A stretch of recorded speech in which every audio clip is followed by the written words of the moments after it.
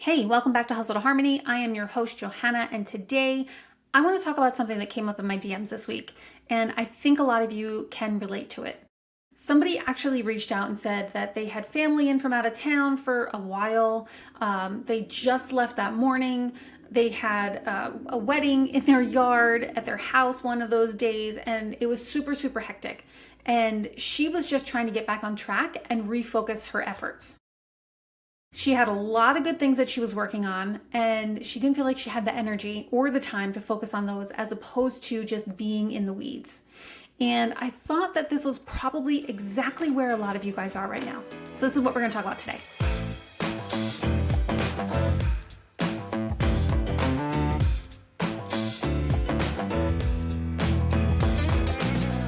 Before I jump into content, I want to make sure you guys are subscribed, like, comment, do all of the wonderful things to help the algorithm so I keep making these videos. It really does help, okay? All right, so let's talk about something that nobody really prepares you for as an entrepreneur, and that is what happens when life actually happens. You know what I mean? Like, you've gotten all your systems in place, your calendar's blocked, your priorities are clear, and then life is like, oh, you think you're in control? That's cute. Maybe you have family visiting, right? Maybe your kid gets sick. Maybe it's a personal crisis or a family celebration, or just one of those weeks where everything seems to happen all at once. And then suddenly you're no longer working on your business. You're just trying to keep it from falling apart while you handle everything else. So this woman who messaged me hit something so important. She said, I have some good things I'm working on. I just don't have enough energy or time to focus on those as opposed to being in the weeds. And that right there is the entrepreneurial struggle that nobody really talks about. Here's what usually happens when life disrupts our perfectly planned business routines. We panic. We think we need to immediately get back on track to exactly where we were before everything got crazy. And we look at our overflowing inbox, our missed deadlines, our pushback projects, and we're like, I need to work twice as hard to catch up. That's totally wrong. That's like trying to jump back onto a moving train. You're just going to hurt yourself. The truth is, getting back on track isn't returning to your old normal. You're creating new normal that accounts for the fact that life is going to happen. Because the thing that people don't actually say is that the goal isn't to have a business that only works when everything goes perfectly. The goal is to have a business that can handle everything when it goes sideways. So when life happens and you find yourself in these weeds, instead of working on those important projects, here's what you need to do. And I call it the 3-step reset. Step 1 is triage. Don't organize. When you're coming out of chaos, your instinct is to organize everything. Don't do that. You'll spend 3 days color coding your calendar and you're still going to be behind. Instead, do a triage. Look at everything that's piled up and ask yourself these very specific questions. What's actually on fire and needs my immediate attention? What can wait another week without real consequences? What was only important in the old reality but doesn't matter anymore? Most of what feels urgent after a disruption is not actually urgent. It just feels that way because it's been sitting there. Step 2 is energy before everything. This is where most people are going to mess up.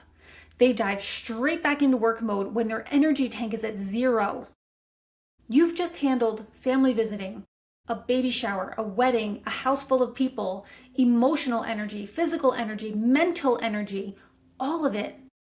And now you think you should immediately be able to focus on strategic projects. Your energy is like a bank account. You just made a bunch of withdrawals. Now you need to make some deposits before you can write big checks again. That might mean going to bed a little bit earlier for a few nights, taking actual breaks, eating real meals instead of whatever you can just grab, going for a walk without your phone. I know these things feel counterproductive when you're behind, but trying to do important work when your energy is depleted is like trying to drive your car on empty. You're not going to get very far. Okay, step 3, start small, build momentum. Here's the mistake most people make when they're trying to refocus. They will jump right back into their biggest, most important projects. I don't want you to do that.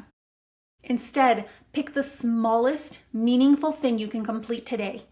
Something that moves you forward but doesn't require a lot of energy or focus. Maybe you're just responding to 3 super important emails. Maybe you're making that one phone call that you've been putting off. Maybe you're just going to spend 30 minutes cleaning up your workspace. The goal for this step is not to accomplish everything. We want to prove to ourselves that we're back in control and we're moving forward again. Now let's talk about something that this person said that really stood out to me. She mentioned being in the weeds instead of focusing on the good that she was working on. I absolutely love this metaphor because it's so accurate. When we're in the weeds, we can't see the garden. Being in the weeds means you're dealing with whatever is right in front of you. You're responding to whatever's loudest. You're handling what feels most urgent. You're busy, you're working, but you're not making progress on anything that actually matters. Working on your garden means that you're focused on the big picture, the projects that are actually going to grow your business, the relationships that will sustain you, and the systems that will give you the freedom. Because here's the thing, you guys, you're always going to have weeds. There will always be something that needs immediate attention. The question is, are you going to spend all your time pulling weeds, or are you going to create space to tend your garden? The most successful entrepreneurs that I work with have learned to schedule garden time and protect it like their business depends on it. They might spend their mornings in the garden working on strategy, important projects, relationship building, and their afternoons are spent doing the weeds. Or they might have certain days that are garden days and other days that are weed days. But the point is they are intentional about both. Here's what I want you to understand. Your business is going to have rhythms. Seasons where everything flows so smoothly, and then seasons where life happens and everything gets disrupted. The entrepreneurs that burn out are the ones fighting against the rhythms. They expect to operate at peak performance at all times, and when they can't, they think something's wrong with them. The entrepreneurs who thrive learn to work within these rhythms. They build flexibility into their systems.